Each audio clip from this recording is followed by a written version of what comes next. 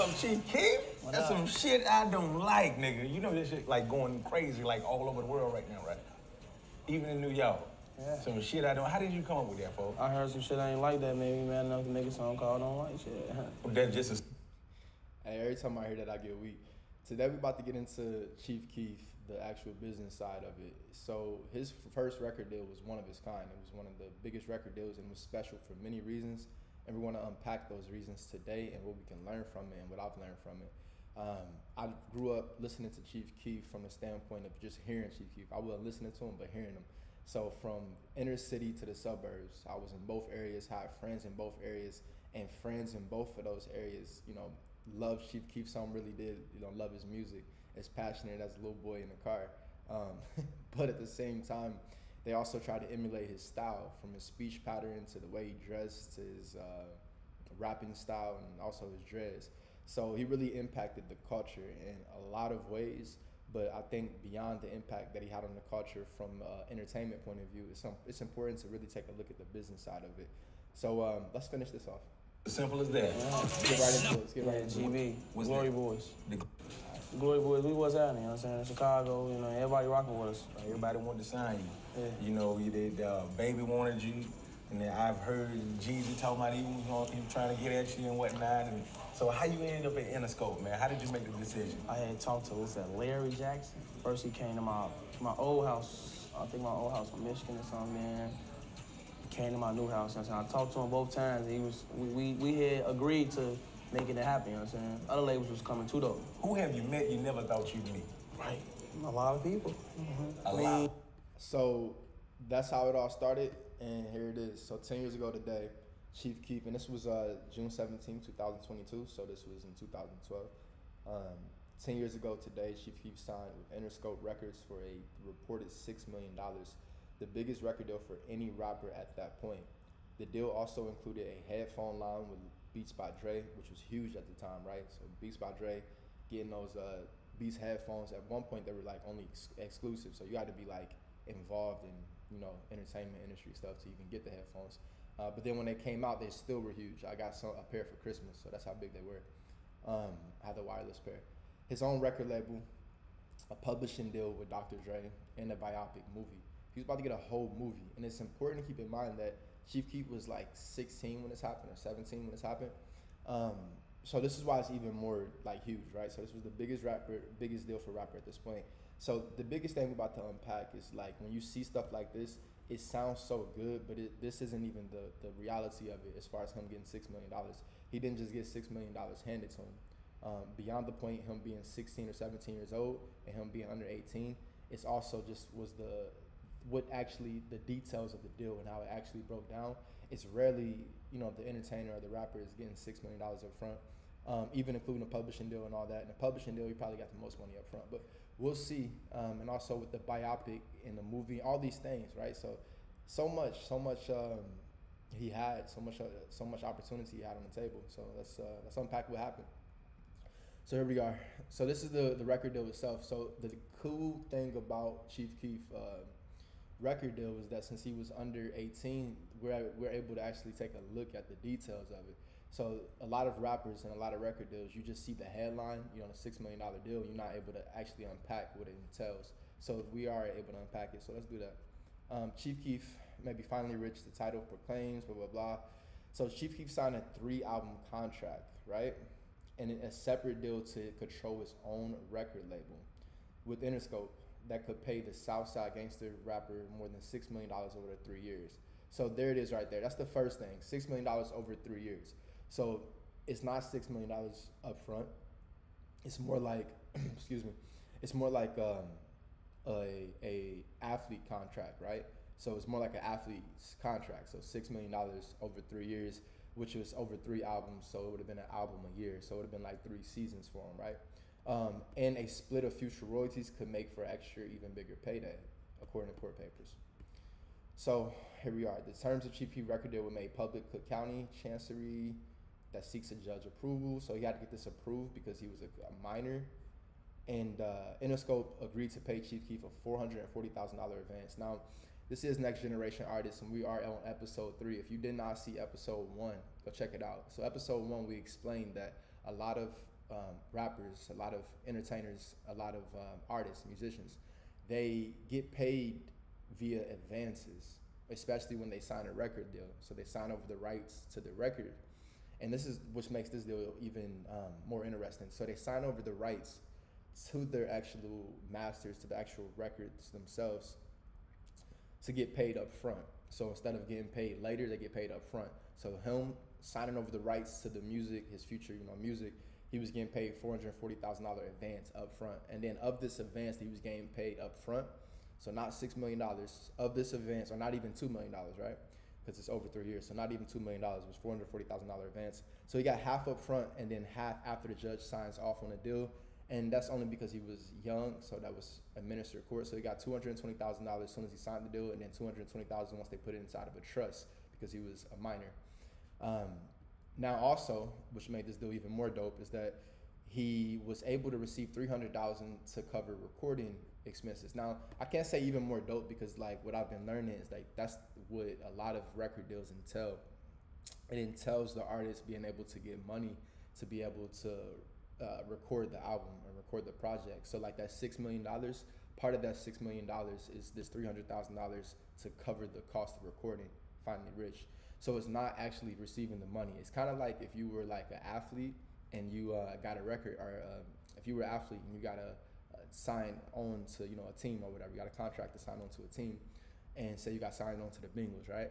And you playing for the Bengals, but you also like they sign you on for $1 million, but then you have $300,000 of that $1 million that you're getting to cover your health expenses. So you're like your health insurance, like your training, off-season training schedule. So it's like you're not actually getting the $1 million, you're more like getting $700,000.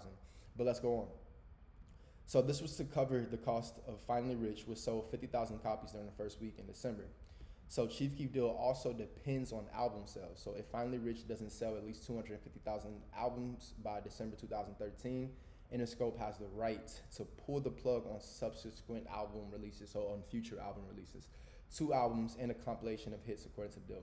So it's like, if you were, again, going back to the athlete example, you have to play out the whole season, or you have to play X amount of games in order to get paid that $1 million, right? So it's even more of a stipulation. So you got $100,000 each game, right?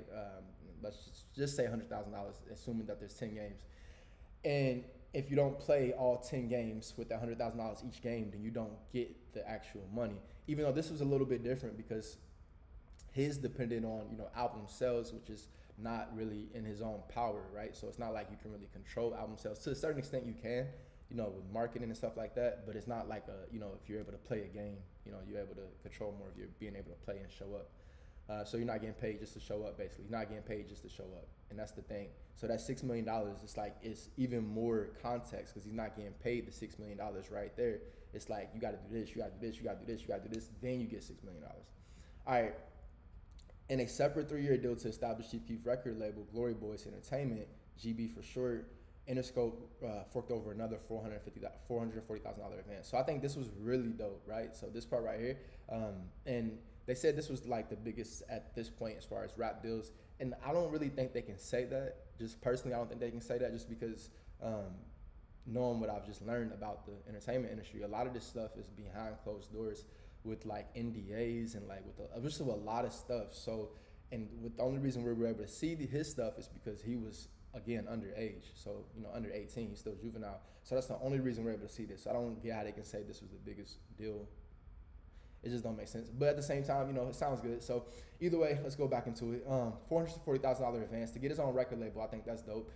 Regardless of the age factor, I just think it's dope for him being able to have his own record label. So what this doesn't, I'll just say it right now.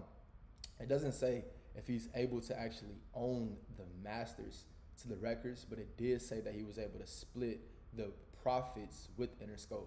So he's able to split the profits 50-50, but it doesn't say if he's able to own it, which is a major difference if you being able to own it versus just splitting the profits. But either way, it's a great opportunity. So that agreement calls for both Chief Keef manager and him to be paid $180,000 each. So they got $440,000. His manager and him got $180,000 each. So that's $360,000. The deal calls for 15% of Chief Keef's advance to be put in his trust fund. So those trust funds that we were talking about that the judge had to sign off on. So 15% of that had to get put into his trust fund. The GBE operating agreement calls for Chief Keef and Manuel to each own 40% of the record label, a subsidiary of Interscope. Again, Interscope. And knowing what we know about record labels, again, guys, there's three main record labels, right? So you got like Warner Brothers, Sony, and Universal Music Group. Interscope is under, I believe, Universal Music Group. So like, it's like Universal, now don't quote me on that, but Universal, let's just say for hypothetically, Universal, Interscope, and then GBE is what this would have been, right? So it would have been Universal, Interscope, GBE, and then Chief Keef being signed under his own record label, I believe, or he might have been signed to Interscope directly. And I think he might have been signed to Interscope directly. But either way, Derek Coleman, who raps under the name of Fredo Santana, he was another rapper in that drill scene. He was paid $40,000 advance and received 10% interest in the label. And his cousin and somebody else, they got 5% ownership of GBE as well. So everybody everybody shared into the plot. You know, everybody that he started with got a percentage of equity beyond the advance money, which was cool. That's pretty dope. Now this is also dope and I guess standard. The contract also calls for Interscope to pay GBE $200,000 for overhead expenses, which include office, travel, entertainment, salary costs, and additional money for marketing, according to the contract. So I say dope, but at the same time, like, 200,000 is a lot. Like, it's a lot, I guess, if you're just thinking about $200,000. But if you're just thinking of $200,000, like just somebody giving you $200,000, I guess you can think of it as a lot. But I don't think of it as a lot, to be real with you. Just because if you think of like all the stuff you have to allocate the funds to, and also like salary costs, office, travel, entertainment, additional money for marketing. So it's a lot, but at the same time, it does say additional money for marketing. So maybe there was other people, you know, covering the marketing just through the label. But there's a lot of things you had to cover with $200,000, is all I'm saying. But, you know, great opportunity nonetheless. GBE and Interscope will split profits equally. So that's what I was saying. They will split the profits equally, which is dope, right? But then it's another thing. Interscope, another caveat. Interscope Records, however, can terminate the Glory Boys deal if losses exceed $4.5 million, according to the contract. So it's like, you know, you want to accrue losses as Interscope, you know, being an investor into GBE, the business aspect. You're going to accrue losses, but if they exceed 4.5 million, then we can just terminate. They can terminate it if they don't feel like it's going to go anywhere with the losses, right? That's a lot of leeway. So like once I read everything, I'm like, this is crazy. How are you only getting 200,000 for this, right? It's a lot. 200,000 is like, there's a lot of things to cover for $200,000. But then I read this, I'm like, 4.5 million, like that's a lot. So it's like, I don't know why they worded it like that. I think that's interesting. I don't know if it's like a trick. Like, why not just give you 500,000 right here? Why not give $1 million for overhead expenses instead of saying if losses exceed 4.5? Why not say 3.5 million and then give us $1 million for overhead expenses? This way, there's more opportunity for the upside versus giving us more leadway for the downside. Kind of like preparing for the downfall, and then it kind of like gives them more like leverage in a way, being a record company, being able to say like, well, look, we gave you $200,000 to spend for marketing, for all this stuff, but you've accrued $3 million in losses. But it's like, why even give me that much leverage to accrue with losses? Why give me $2 million for expenses, and then say if you go over 2.5 million in losses, then we have the right to terminate it. So I just think it was funny how they worded it, but I think it's dope. Again, just like as you can see, being able to break this down from a business point of view is good to be able to get this insight, right? So either way, we're done with this. He was going through some legal stuff, but we're not gonna get into that. So here we are. This is the one I wanted to figure out. When did it actually release, the project? So this is important to remember.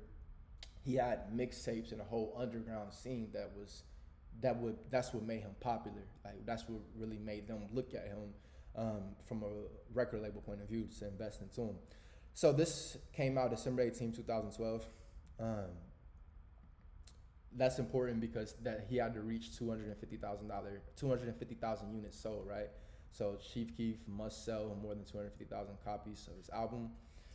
So this was important, this whole part right here, only because I just wanted to kind of gauge where he was at. So look, he had $250,000 sales. So he sold 50,000 copies in the first week. Finally Rich has now sold about 100,000 copies more. And this article was on January 24th, 2013. So he was at about 150,000. That was like over a little over a month. So more than most likely he hit it, right? That's what I was looking at. More than most likely he hit it, and I guess his birthday was in August. Okay, so we got that. He hit his goal, $250,000. But this is where things get interesting. So he was reportedly dropped from the record label, right? And the reason we do know now he was dropped, but he was tweeting off some stuff that implied that he was dropped from his contract. And he said some stuff, 100% of everything goes to me, Jimmy Levine, who was the owner of Interscope Records. It was cool splitting it with you, but you gave your spot up. So this is important because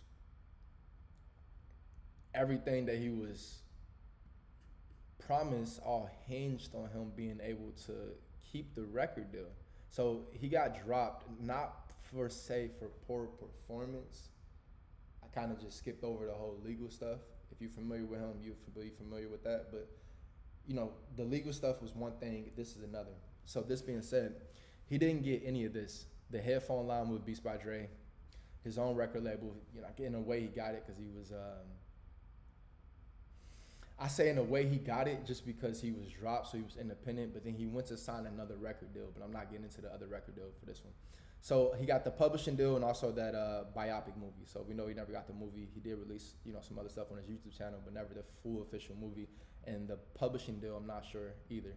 So that's unfortunate just because he had a lot that, he was really riding on this. But I want to take a deep dive into this paragraph right here.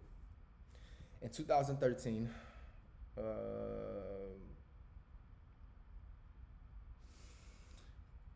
Keef signed a contract with Interscope that, if reached fruition, would have paid him more than $6 million over 3 years. The heavily incentivized deal was linked to sales of Keef's full-length album, Finally Rich. The album debuted at number 28 on the Billboard Top 200 and reported of its overall sales number reached from fewer than 200,000 to more than 350.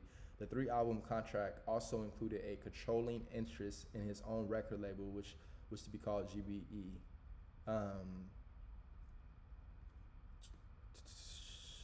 Yeah, so that's it. I wanted to read that. So the reason why we had to go into that, guys, is because when you look at Chief Keef and everything, this is what he had to say about basically missing out on that. This is what he had to say about it. How do you feel that being dropped from Interscope has changed you to being an independent in a great way? The drop part I really didn't care about. I was actually working towards that. I knew the stuff that I was doing would get me dropped. Because I didn't want to be with Interscope, actually. Okay. You know what I'm saying? And then Jimmy left too. I'm like, no, I don't want to be with them. So I was already doing what I do, like not going to shows, not coming to their shit, not just know everything. Right. You know what I'm saying? Right. And I knew that was gonna happen, but it made me look at the bigger picture. You know what I'm saying? And I met Alky. All right, so the dude he referred to was his Alky was his next record deal. So we'll just cut it off right there, not gonna get into it. But this being said, he said he didn't care about it. Everything that he did right here, he didn't care about it. And Jimmy Levine, I think he said he left Interscope. I'm not exactly sure. I'm not exactly sure on that, to be transparent with you. But maybe he did, maybe he didn't. Either way, I think the biggest thing is this. What did you learn today? What did you learn from all this, guys? Like, that's the biggest thing. Like, going through this, it is a slow motion process. If you are here, you're probably interested into the business aspect of things, so you were able to sit through this. Sometimes you can't even dress it up. You just really got to sit back and read stuff. It's not a fun process. And that's the thing. Like, it's not fun if you're looking for fun, but like, it's a necessary process. No different than me making a video, no different than me acquiring the information, no different than you consuming this information. You recognize the importance of the process of learning the business aspect of things. So I think it's important for us to break down, what did we learn today? What did we learn from all of this, right? So the first thing that I would say that we learned is that, you know, Chief Keef was an amazing talent and amazing, even impactful talent, like from the standpoint of generations impactful, right? So he impacted me and then also impacted several like people younger than me, but then also the music. So the music is going to impact people for years. So very impactful. But all of this being said, he, for himself, it just seemed like he was at a point where, like he said, he didn't care. And I think like you have to care. I think you have to care because like that's just kind of the thing. Like you have to care. With him, he was like at a nonchalant point of it. I don't know if he did recognize the opportunity in it. That's for, you know, for him to decide, whatever. But I just think he didn't care, and he didn't care as far as with the impact and with everything that he was doing at that time. Maybe it was all happening so quick. I don't know. But this being said, what you can learn from it is that you have to be deliberate, and that's what I took from it. You have to be deliberate about what you expect from the situation, right? So the headlines are going to look great, even with the headlines. So like when you have a headline, $6 million, you sign a record deal for $6 million. I signed a record deal for $8 million, right? I signed a record deal for $8 million. It's going to look great. That what's some call it? But it's like, what do you actually want out of it, right? Because it's not going to be the $8 million. It's going to be broken down into all these different categories. Like you have to do this, you have to do that. If there are stipulations, which I imagine that there are, I just imagine that there are. I mean, because there was no other, I was looking at the internet, I didn't see any other examples, right? So I'm only speaking from what I saw. So just me learning the music industry still and still learning all of this stuff, it's like I understand the importance of, for one, caring and being deliberate on what you're doing. Because like we expressed in that first episode, if you haven't saw that first episode, you know, take a look at it because it really, it explains how we got here, just with Chief Keef and just with a lot of artists as well. But it's like you have to understand what you're going to do with it and how you're going to get the money back. And also it's important to understand the business aspect of things before you get into the actual, before you get into the record deal itself. Like it's gonna be cool to get the advance money and cool to get that, but like what's the business aspect of it? Because as you can see, $8 million isn't $8 million. $100 million isn't $100 million. Do you want to sign a record deal? Yes, right? So like me personally, at this point, yes. And the biggest reason I do want to sign a record deal is because of the fact of somebody else bearing the expenses. I think it's dope, and this is why I said that his record deal was one of its kind, and really, like it was dope, right? Best way for me to describe it is because it's just important for me to figure this part out. But he was like 16 or 17 years old, and also he was able to, get the $6 million deal, all the publishing opportunity, and with the publishing too. That's like, if you want to give it up, you can. But like all of this stuff, it's important to understand that it's negotiable, right? As far as you can have certain revisions in there, reversions in there. You take it for this amount of time, then I get the publishing back, a whole bunch of stuff, right? So either way, not sure the details of it, but either way, it was the reason why I would like a record deal is because, and if you're watching it, you probably would too, is because you're able to have somebody sharing the expenses, not even sharing the expenses, but give you the money to basically invest into your own business. And then being able to keep the masters or have 50% of it is dope, right? So that's why I said this was really, because I don't know if his was, because it said 50% of the profits. So it's probably why they said 50% of profits instead of 50% of, the, what else would they would have said? That's what I'm saying, because they could have said masters, but that's not like a thing that people just will commonly use. Maybe it's in the terminology of the actual contract. Who knows, right? That's the big question mark here. Who knows? But if it is 50%, he has, keep 50% of the rights of the music, which means that he's getting paid from the music when it streams and things like that. And also he's able to have 50% and also have somebody invest into the business. I think that's dope. I think that's a good thing. I think that is a good thing. I think that's what a lot of people should strive for. I think that you can do it independent. I know you can. There's examples of doing it independent, but I think being able to have an investor who's willing to share in the profits and sharing the rights and also invest in the talent is, I don't want to say necessary, but I think I'll say it'll be, I want to say necessary just from the standpoint of me. I want to say necessary just from the standpoint of me recognizing from a business perspective, dating it back to real estate, how important it is to have an investor or to have a partner that you can trust and a partner that brings things to the table. It really is. It's a partner. That's what the relationship should be with that investor, if that's a label or if that's an investing person. And that's why I say investor, because the great part about music is like it really boils down to just having an investor, because a lot of things that, you know, the label expects you to do marketing yourself, right? As you saw in the contract. So when it comes to Chief Keef and when it comes to yourself and when it comes to anything, right? If you have an investor, Chief Keef, it was the label, right? And this is, guys, just when I say Chief Keef, you got to understand a lot of artists don't even have deals that was as good as his, for one. And then for two, his deal was dope. And the only reason I'm using his is because that's the, like, this is the example that we have. So she just insert any artist's name, right? But we got to use his name just because this is what we have. It's public record, right? So insert any artist name. So this being said, artist has a relationship, a 50-50 relationship with the record company. And like I said, a lot of artists don't have a 50-50 relationship with their record company. So this is why this was really revolutionary deal at the time. So him having a 50-50 relationship with his record company, being able to, you know, release, and that 50-50 relationship, as we saw, there were already stipulations. So you can imagine that there were probably stipulations being with the content, but they already knew what they were signing from the standpoint of, like, you know, his degree, his pattern, who he was. They already knew what they were signing. So I'm not sure if there were some creative stipulations, but there could have been. So let's just, you know, assume that there wasn't any creative stipulations, but there could have been some creative stipulations with them saying, nah, we want you to make this kind of song, make this kind of beat, this kind of song, this kind of stuff, whatever. But if you have a 50-50 investor or a partner that's willing to let you be the creative, share in the profits, and also invest, give you up to $4.5 million in loss, really $4.7 million, right? Because you gotta look at that. $200,000 advance is technically a loss in the record label's book until they get the money back. So until they get the money back, it's a loss. So they were giving him $4.7 million in losses. So you have somebody that's willing to invest $4.7 million.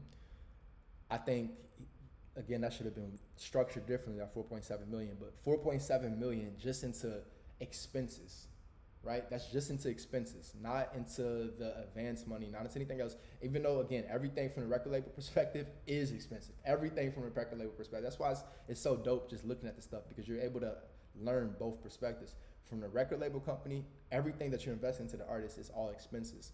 From the artist perspective, you have your advance money is your income, right? Because you're getting that.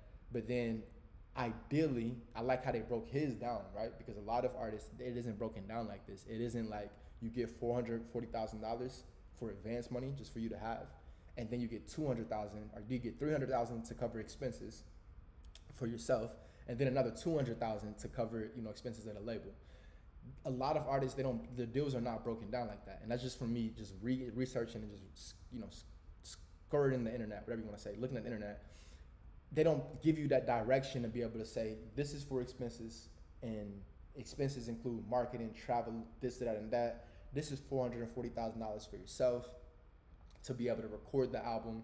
And ideally that means, you know, recording costs, but you could have built a studio, right? Whatever it was, if there was no stipulations, you could have built a studio, and also the rest of that $440,000 was just film to keep. So either way, I think that was a really, I mean, that's the ideal situation for a record contract. That's the ideal situation that I look at for myself with S2 and Steps to Success. Steps to Success being a digital media company, record label of sorts, record label of the next generation, especially of what's to come. Technology has really, like in 2012, we were probably still using, I don't think we had, iPhones were out, but they weren't how they were today. Of course they weren't, right? 10 years ago. So that's my point. Steps to Success being a record company of the future, digital media company, is really more important. I don't even want to say record company, it's a digital media company, but it'll act in the same fashion of a record company. Being able to have divisions of that, and then also being able to have S2, the artist. So when I saw this, it was like, it helped me really put everything together. Like, this is what I want. Like, this is why I want a record deal, and this is what I want from a record deal in a lot of ways. Now, there's gonna be a whole bunch of black and white and a whole bunch of like gray area that you got to go down and make sure stipulations, and I'm sure all of that stuff, but I'm willing to go through all of that and really go down to the bottom of it, get to the bottom of it, because I know what I want to do with it. And that's why I said that's the biggest thing. You have to care and be deliberate and know what you would do with it. Chief Keef had the biggest freaking, like, I don't even know if there was a bigger single to that point when it came to, like, I think, like, I mean, of course there was a lot of dope songs, but like when I really think of I was like middle school, 7th, 8th grade, and that's the, I don't like, I'm talking about it came out in 7th, 8th grade and it was dope. It was like a hit. It was the biggest impactful hit still until about 10th grade. I was like a sophomore. It's like from 7th to 10th, like a good 3 or 4 years, that song was still impactful. That is, you know, that's something I strive to definitely get, to be able to provide that type of entertainment value to the world as an artist as too.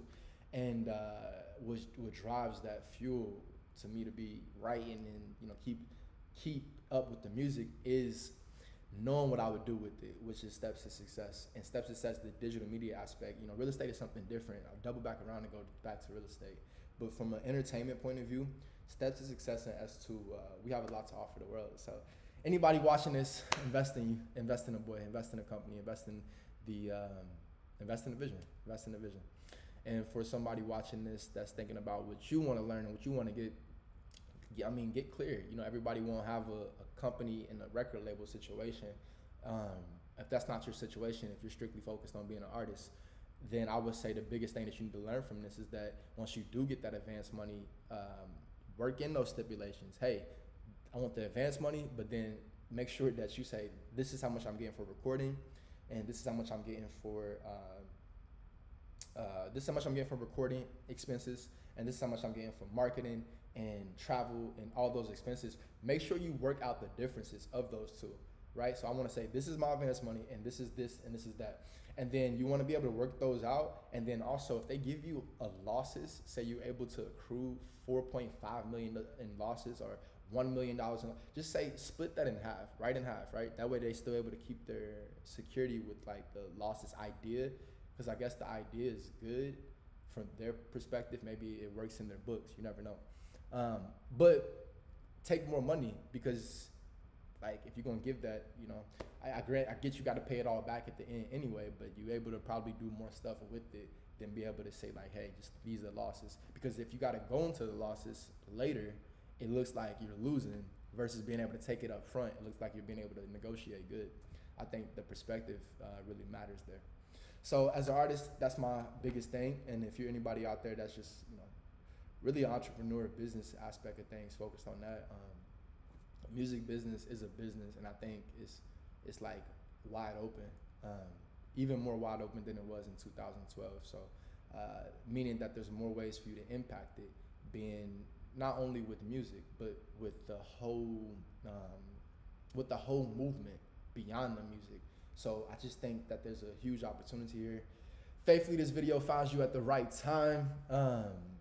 Thank you guys for watching, and I know this was a very tedious video. I'm not even sure how long it was, but I think it was important because, you know, all of this stuff, it helps me learn more when I teach it and reflect it back off. But I know for a fact somebody's going to watch this, because nobody broke it down like in this order. But also, I don't know if nobody want to hear me talk for 30 minutes. If you do want to hear me talk for 30 minutes, then you just got that.